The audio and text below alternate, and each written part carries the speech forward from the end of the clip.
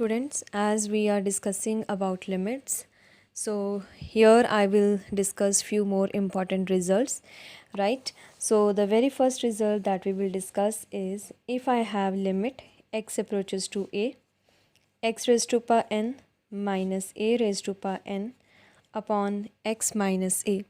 If we have such kind of function, okay, and then the answer will be n a raised to power n minus 1. Now here we have to check one thing. Will limit x is approaching to a. So whatever a we are having here means whatever number will come here, same number is here and same number will be in the denominator. So x raised to power n minus a raised to power n, and the linear factor of this term is in the denominator. X raised to power n minus a raised to power n's one factor x minus a is there in the denominator, right? And this a and a, it is same only, that we have to take care. So if I have such kind of limit with the function, then the answer directly we will write down, it is n into a raised to power n minus 1. So we have to take care here one thing, that a will be constant here. Okay, so if I take one simple example, for example, we have here limit x approaches to 1 and x raised to power 3 minus 1 upon x minus 1, right? So x is approaching to 1 number, 1 is here and same 1 is here in the denominator.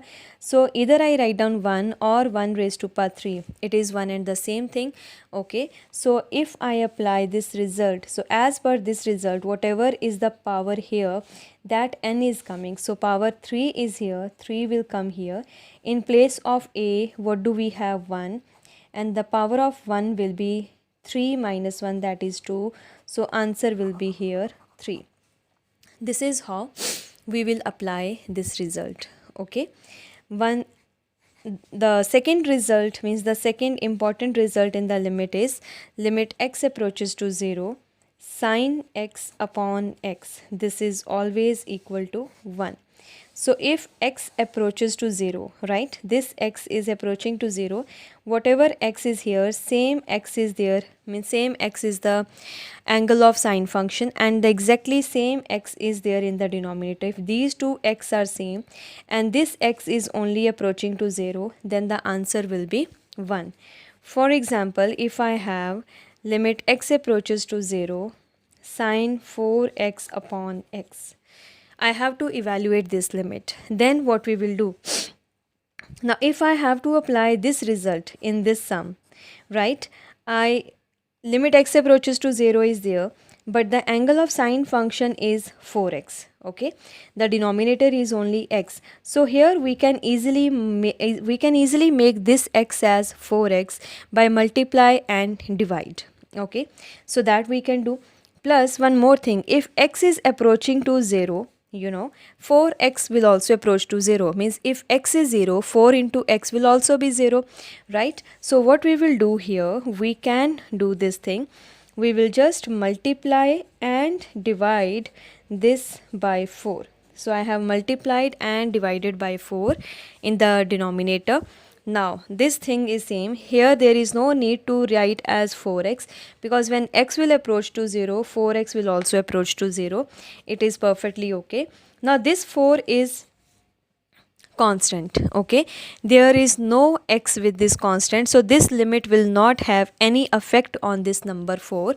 So that 4 I can write down before the limit expression, and now I will write down limit x approaches to 0, sine 4x upon 4x. Okay, and this entire function's limit, sine 4x upon 4x, when x approaches to 0, it will give me 1. It doesn't mean that here I will get 4. No, whatever is the angle of sine, same is there in the denominator, and same x is approaching to 0, then the answer is 1. So sine 4x, angle is 4x, denominator is 4x. So if x approaches to 0, 4x will also approach to 0. So the answer will be 1. 4 is outside. So 4 into 1. So the answer final will be 4. Right? This is how we will apply the second result. And the third result is limit x approaches to 0. 1 minus cos x upon x, this is 0. This is not equal to 1. 1 minus cos x upon x is 0. All these results are already given in your book, okay?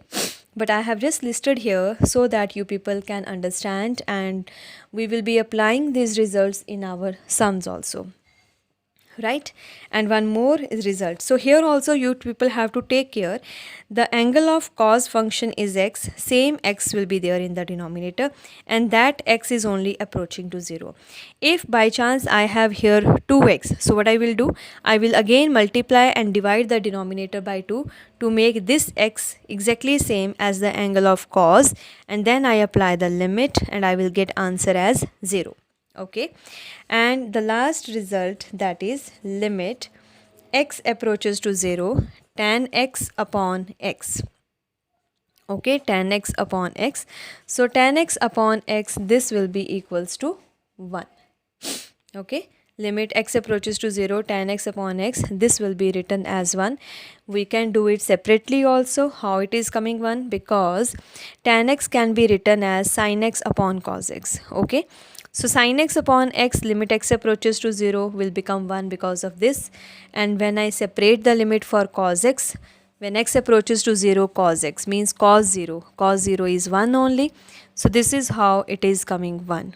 Okay, so these are the few results that we will apply in the exercise. Till sum number 22 we can do the sums, all the sums based upon these results. So let us discuss few sums from the exercise 13.1, where we will apply these results and evaluate the limit, right? So sum number 6, we have taken limit x approaches to 0, x plus 1 power 5 minus 1 upon x. Okay, so here x is approaching to 0. If I just apply the limit, what will happen? Let me show you. If I apply the limit, it will be 0 plus 1 power 5 minus 1 upon 0. So 1 minus 1 upon 0, 0 upon 0 form is there, right? 0 upon 0 form, it is indeterminate form. So what we are going to do, we will change this function in such a way that I can apply some result over there. Now from where I will get the idea? We have just done one result. What was the result? That limit x approaches to a, x raised to power n minus a raised to power n upon x minus a, the answer will be n times a raised to power n minus 1. Just now we have discussed this result. So why I am thinking of this result? Because I have x plus 1 power 5. So one function is there, power is there, and the other term is 1 only. 1 can be always written as to any power. Okay, so what we will do here, x plus 1 is given and x is approaching to 0. But as per the formula, I must have x approaches to a, right? Then x raised to power n. So what I will do, we are going to change the limit here. This is important step. So what I am going to do, I will substitute, corresponding to which there will be change in the limit and the entire function will also change. So for that, what we will do, I will put x plus 1 as another variable y. When I put x plus 1 as another variable y, okay, so what will happen? It implies the value of x will become y minus 1, right? So the denominator x will become y minus 1. In the numerator, x plus 1 power 5 will be written as y raised to power 5.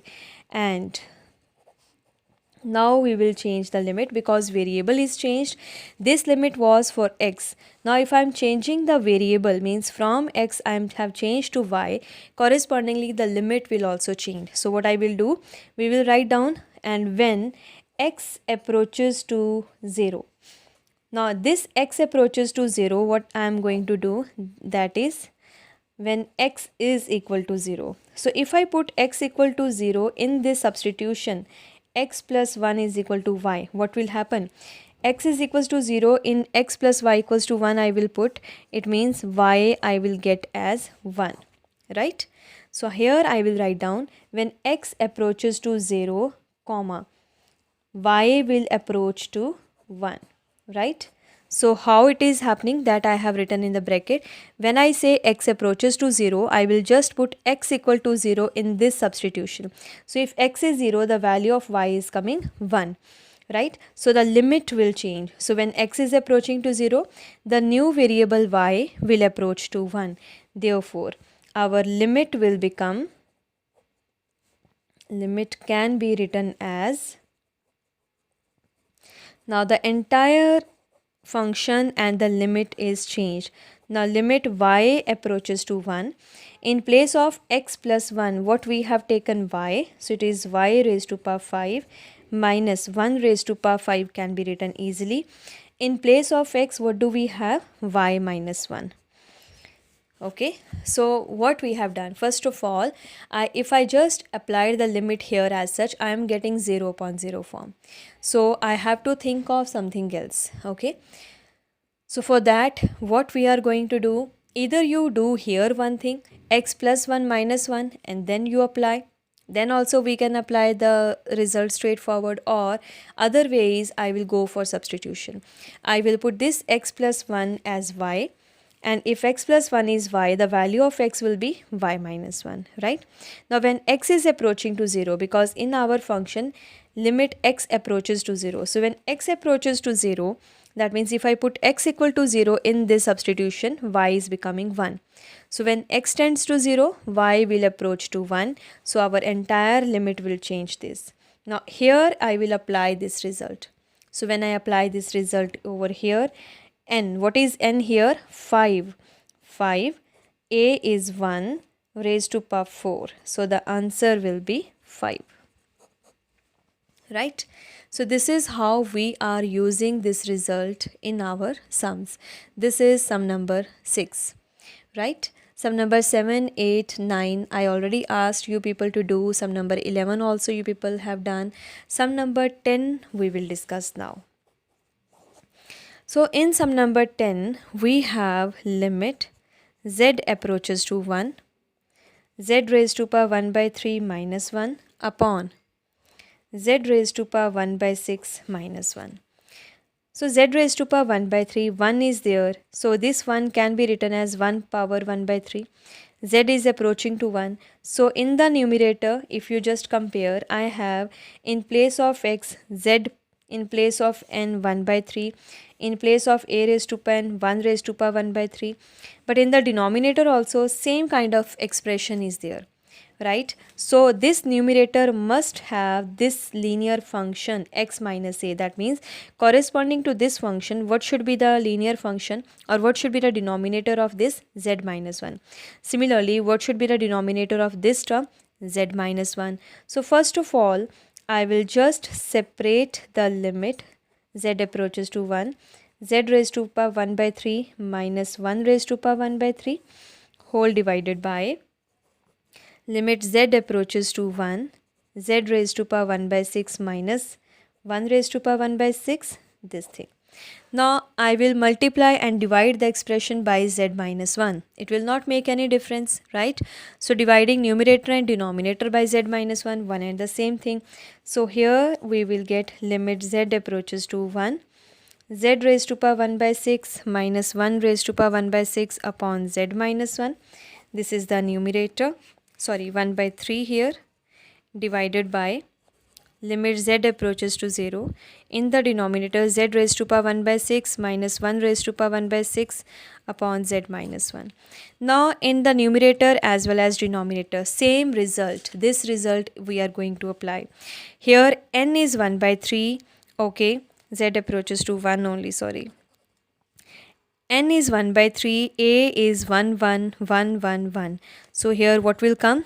1 by 3, 1 raised to power 1 by 3 minus 1, and 1 by 6, 1 raised to power 1 by 6 minus 1. So ultimately we are getting 6 divided by 3. So the answer will be 2. Okay, this is how we are applying the result. I hope the result is clear. Application of the result is also clear. Sum number, this was sum number 10, and sum number 11 you people might have done. Now sum number 12. Sum number 12 I am leaving for you people. In sum number 12, actually it is the direct sum only. In the numerator, if you just take LCM, okay, and then the common terms will get cancelled, then apply the limit, you are getting your answer. If you apply directly, it will become 0 by 0 form. So in the numerator part where you have 1 by x plus 1 by 2, take LCM here and then cancel the terms and apply the limit, right? We will discuss now sum number 13. So in sum number 13, we have limit x approaches to 0 sine ax upon bx. So whenever I have sine x upon something, x approaches to 0, immediately this result must come to our mind. Limit x approaches to 0, sine x upon x, this is 1. Okay, so this x and the denominator x must be same. Whatever function, whatever angle is the sine, having same should be in the denominator. So here we will see the angle of sine function is ax, but the denominator is bx. Okay, this b is there, so this b is constant, so I can separate it also. So it can be written sine ax upon x into this 1 by b outside, because b is not an angle. I can easily separate it. It is just constant into x, so that 1 by b I am writing separately. Now, as per this rule, whatever is the angle of sine, same thing I must have here, right? Ax is there, but here I have x only. So what we will do? We will multiply and divide the function by a. So when we do this thing, limit x approaches to 0, it will become sine ax upon ax. So division, multiplication upon this b is already coming as such. There is no change. Here we have just multiplied and divided by a. Right? Now a is constant, b is constant, right? And there is no effect of this limit over these two constants. So this a upon b can be written outside, and we have limit x approaches to 0, sine ax upon ax. Now here if I apply the limit as per this rule, the answer will be 1. So a upon b into 1. So the answer will be a upon b, right? This is our sum number 13, and this is how we are applying the result. Sum number 14 is similar sum. Their numerator and denominator both are sine functions, sine ax, sine bx. So first, you have to, in the numerator, sine ax, it must have the denominator ax, and the term which is in the denominator bx, that term must have the denominator bx.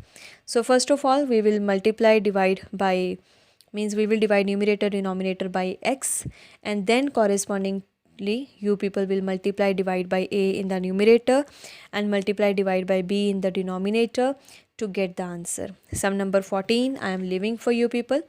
We will discuss sum number 15. Sum number 15 is limit x approaches to pi sine pi minus x upon pi constant as such, pi minus x. X is approaching to pi, so sine is there. So immediately I have to think of this. But this rule will work when x approaches to 0. Whatever x is there in as the angle, x is there in the denominator, that x must approach to 0. But here pi minus x, and x is approaching to pi. If you just observe it, actually, when x is approaching to pi, pi minus x will be 0 only, right? So either we can do it directly. What I am saying is when x approaches to pi, right? Pi minus x, it will approach to 0 only. Means when x is pi, so if I put x equals to pi here, pi minus pi will be 0 only. This is what it means, right? So just to make it simple, I will put simply pi minus x as y. Okay. So when I put pi minus x as y, okay, so what we will get here, so when x approaches to pi, this y will approach to 0. x approaches to pi, if this is pi, pi minus pi, y will become 0. I am not going to change this pi because it is constant. I will just bring it outside. So here I can write down as such 1 upon pi outside, and here we have limit x approaches to pi sine pi minus x upon pi minus x. Okay. So our function will become, this is 1 upon pi as such, and it will become limit y approaches to 0 sine y upon y, pi minus x, y here, this pi outside. So limit y approaches to 0 sine y upon y. Angle, denominator, limit y approaches to 0, all same. So it will be 1 upon pi into 1. So the answer will be 1 upon pi, right? So this is sum number 15. Right, now we will discuss sum number 16. Actually, sum number 16 is direct sum only. If you just apply the limit over here, means separate the limit with the numerator and denominator and apply it, I will get cos 0 upon pi minus 0. Cos 0 is 1 only. Pi minus 0 will be pi only. So you are getting the answer 1 upon pi. You people can do it easily. Sum number 17. Here you people have to apply some result. I will just, start the sum. Cos 2x minus 1 cos x minus 1. Cos 2x minus 1 upon cos x minus 1. So here if I apply the limit, x approaches to 0, cos 0 minus 1, cos 0 minus 1. So it is becoming 0 by 0 form, right? So I cannot end it here. I cannot apply the limit straightforward. So what we have to do, we will use some trig formulas here. So cos 2x minus 1 upon cos x minus 1, right? We have this result. What is the result? 1 minus cos 2a is equals to 2 sine square a. I hope you people remember, because we have cos 2a is equals to 1 minus 2 sine square a. So 1 minus cos 2a will be this. And here numerator, denominator, if I just take minus sign common, I will get this thing, 1 minus cos 2x upon 1 minus cos x. Now in the numerator as well as denominator both, if I apply this formula, here I will get 2 sine square x, and here denominator I will get 2 sine square half of this angle x by 2, right? 2 sine square x, 2 sine square x by 2, 2 and 2 will get cancelled. We are getting limit x approaches to 0 sine x whole square upon sine x by 2 whole square, right? So now I will just separate the limits for the numerator and denominator. Here I have sine x. In order to apply the limit, if I just apply the limit, sine 0 is 0, again 0 by 0 form. I cannot end here. So what I will do, I will make that rule. What is the rule? We have done that limit x approaches to 0, sine x upon x is 1. So here the angle is x. So I want x in the denominator. Since I have square, so I need 2x. 1x for this function, 1x for the other function. And in the denominator, the angle is x by 2. So here I must have x by 2 in the denominator, right? So let me show you how we are going to do. It is limit x approaches to 0, sine x, okay, whole square. So I will divide numerator by x square, and I will divide denominator also by x square. When I divide numerator denominator by same number, it will not affect the final answer, right? So why square? When I say ke we can't, when I square, it doesn't mean ke angle is squared. No, but this square means 1x I need with sine x. There are two sine x functions. So 1x for each sine function, okay? So here I will get limit x approaches to 0. It can be written as sine x upon x whole square, right? in the denominator. Now denominator we have limit x approaches to 0, angle is x by 2, here only x, right? So what I need, I have to multiply and divide by 4, right? So I will get here sine x by 2 upon x by 2 whole square. So 4 will come in the denominator, right? It is going like this, x square divided by 4. So into 4 will come here, right? So when we are doing this calculation, sorry, there was some disturbance. So when we are doing this calculation, it is coming, this 4 is actually 1 by 4 over here, right? So this entire will give you 1 by 4, so it will go to 4 will go to here, and this will also give you 1, so the answer will be 4, right? So here if you want, you can separate, you can separately solve the numerator limit and then denominator limit and apply, substitute the values over there to get the answer if you find it tough. Why? Now the question will be why I am using this identity over here, because in the given sum, if I just apply the limit straightforward, I am getting 0 by 0 form. I have to avoid that. So what is the other way? The other way is I will convert, means I will apply our trigo identities to simplify it and then apply the limits again, right? This was sum number 17. Sum number 18 I am leaving for you people. Here you people must think how to do, right? Sum number 18 is homework. Sum number 20 is homework. Sum number 19. Sum number 19 is x secant x. I will just separate the limit, means limit x approaches to 0 x into limit x approaches to 0 of secant x. So it will be 0 into 1, that is 0, right? So sum number 18, 19 homework. Sum number 20 also, we will just separate the limit in the numerator and denominator and then apply the limit. You have to make, once again you will be using this result in the numerator as well as denominator part in sum number 20, wherever sine ax and sine bx are there. Okay, so once you do that, you are getting your answer. We will discuss now sum number 21.